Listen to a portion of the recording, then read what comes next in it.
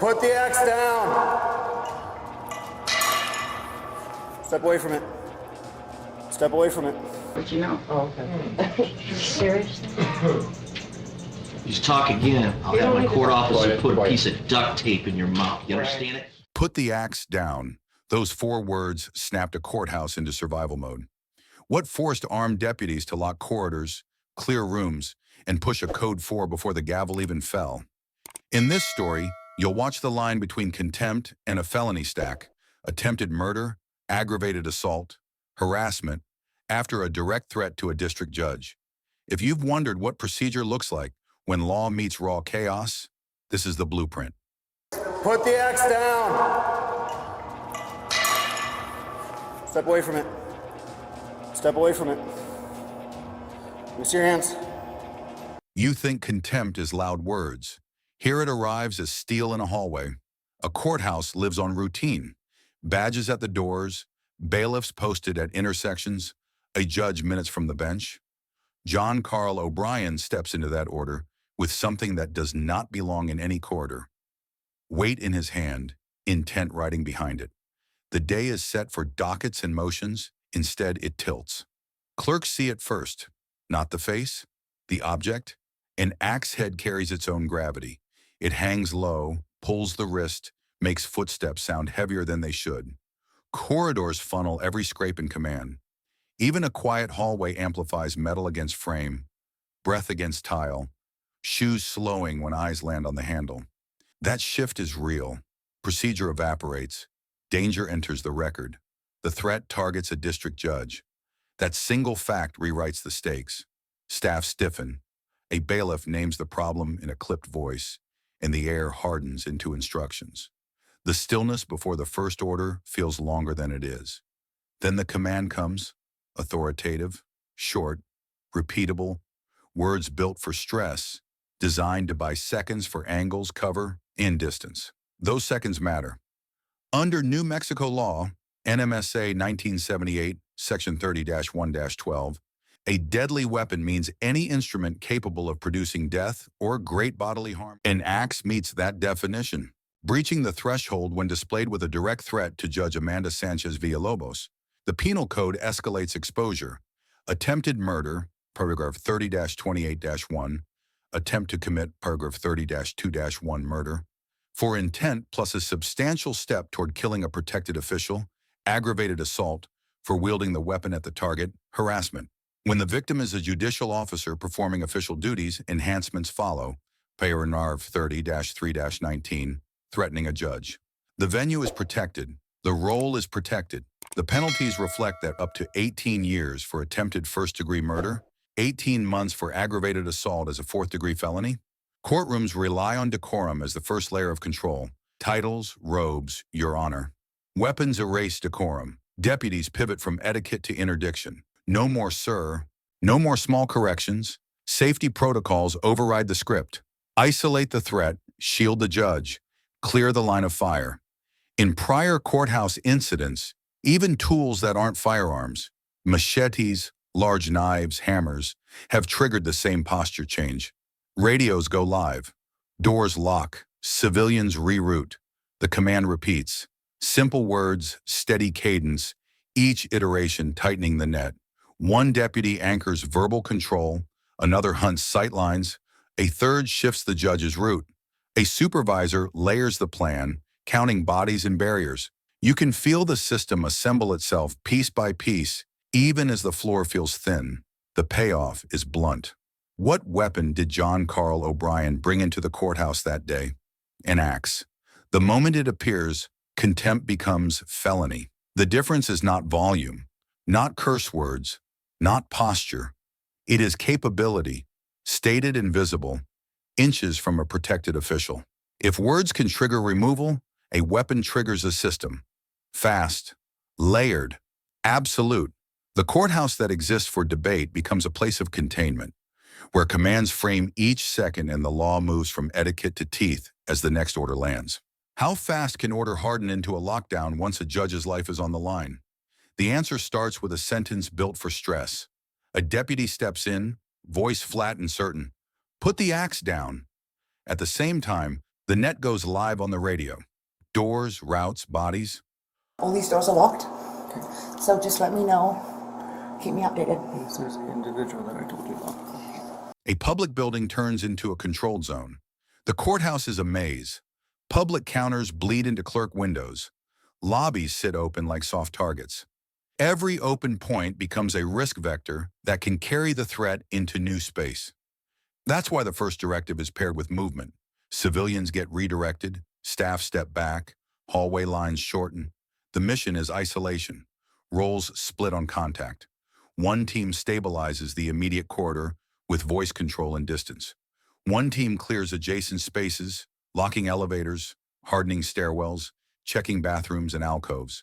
A third team takes the judge out of the flow and into a secure room, doors sealed, route guarded. Overhead, a supervisor declares the lockdown condition, confirms sectors, and counts heads. The script is simple. The execution is fast. Put the axe down. Step away from it. Do not move. The language stays plain, repetitive, and direct. Training standards are built on this. Under stress, simple commands cut through noise and limit crosstalk. One voice, one set of instructions, no jargon until it's safe. Outside, dispatch triages. Units stage on approach lanes instead of rushing into an unknown interior. Inside, deputies shift to lethal cover angles and hold distance, using corners and door frames as armor. Radio traffic prioritizes plain English until the scene stabilizes. Codes come later when clarity returns, and then the phrase that marks containment. I'm Code 4, all units Code 4. In operational terms, Code 4 means all clear or status secure after a threat is contained. It is never the first call you hear.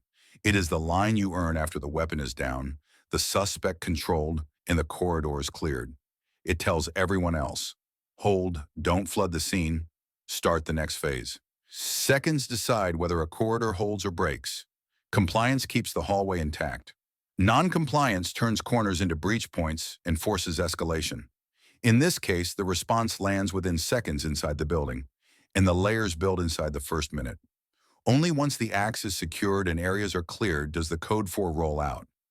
The threat is contained, but the law doesn't stop at containment.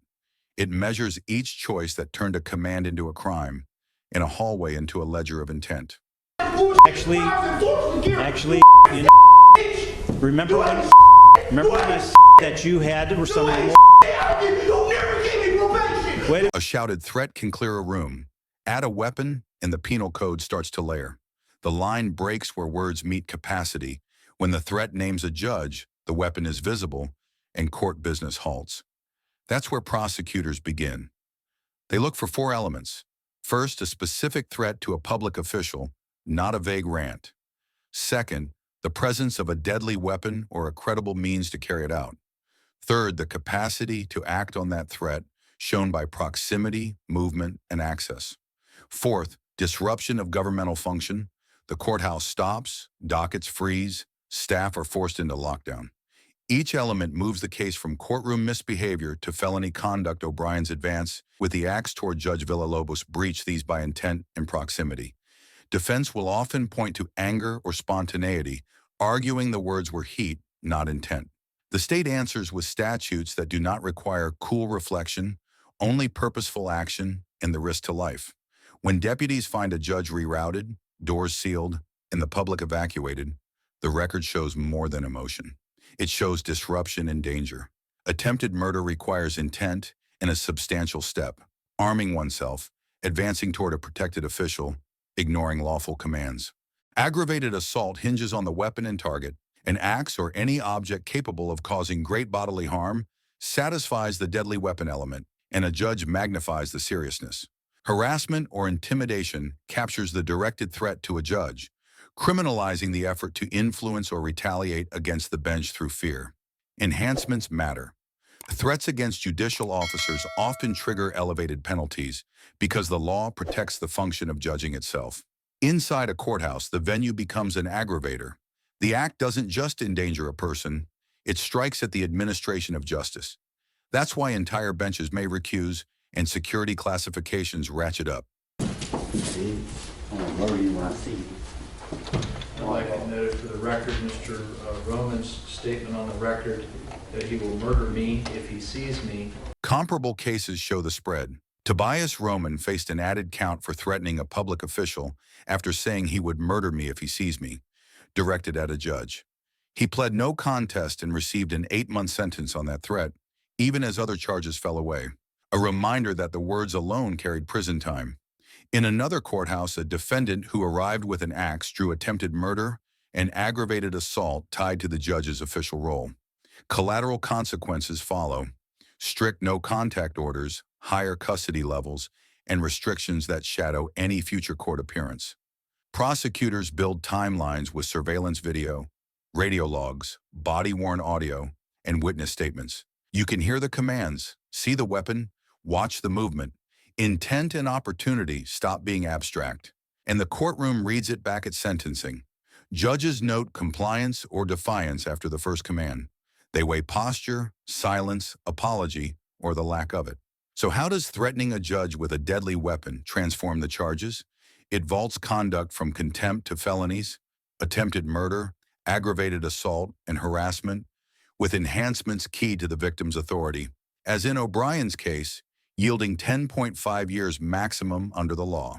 3 courthouses, 3 forms of rage. Next, you'll see how words alone can still carry chains. Not every eruption uses a weapon. Some rely on words that strip oxygen from the room. When defiance aims at the bench, the law listens, and the record hardens into punishment. Tobias Roman walks into arraignment and refuses decorum. The judge gives warnings about removal and sanctions, standard guardrails meant to keep the docket moving. Roman answers with a direct death threat toward the judge. No hesitation, no filter. The tone changes from case management to officer safety. The bench holds steady. Due process stays on track, but the posture shifts. Each warning is measured, each instruction clear. Roman raises his volume, staking out defiance as if the courtroom were a stage. This is performative rage against silent authority, a test of how far words can bend the rules before the rules snap back. They snap through statute, California. Penal Code Section 76, analogous to New Mexico, Section 30-3-19. Threatening a public official, even without a weapon, creates a separate crime. Intimidation laws punish attempts to obstruct justice through fear, because fear corrodes judgment. The system treats those words as conduct, not just noise. They leave a mark on the file. That mark landed on Roman. He faced an added charge for threatening a public official and threatening with intent to terrorize. The outcome was plain. He pled no contest and drew time for the threat, 8 months, aside from the original case, showing that language alone can earn custody. The evidence left no doubt about how fast a courtroom can become a crime scene without a single object changing hands. But you know. Oh, okay. Serious? You talk again, I'll have my court officer put a piece of duct tape in your mouth. You understand it? Now pivot to sentencing in a different courtroom. Camia Gamet stands for judgment after a first-degree murder conviction. No weapon in the courtroom, no hallway lockdown, yet the emotional temperature is fierce. She insists on self-defense, saying, "I just want to say that I stick by the truth, which is that I did react in self-defense." The judge hears the words, watches the demeanor, and weighs risk and remorse. Judges articulate their findings on the record. This is one of the worst cold-blooded murders I've seen in a long time. Here the bench frames the crime and the conduct with precision. He calls it one of the worst cold-blooded murders I've seen in a long time, and notes her dismissive behavior, telling the court she rolled her eyes and started laughing. Those statements carry the weight of justice, translating attitude into consequence. The sentence follows.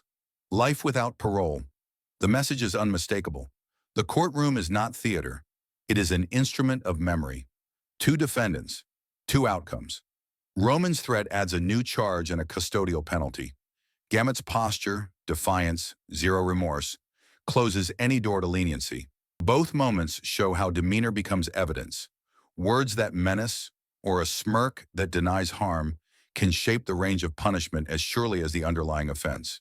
From words to weapons, from threats to lockdowns, you've seen how rage meets the law. The final weight is quieter than the outburst, and it lasts longer than the echo. Order is fragile. One command, one choice, and the law recalibrates. Contempt becomes felony. A hallway becomes a front line. The chaos was immediate in these rooms, where the gavel should be the loudest sound, yet survival moved faster than debate. Subscribe for more cases where procedure meets raw chaos, and tell us which courtroom moment forced you to rethink where the line is.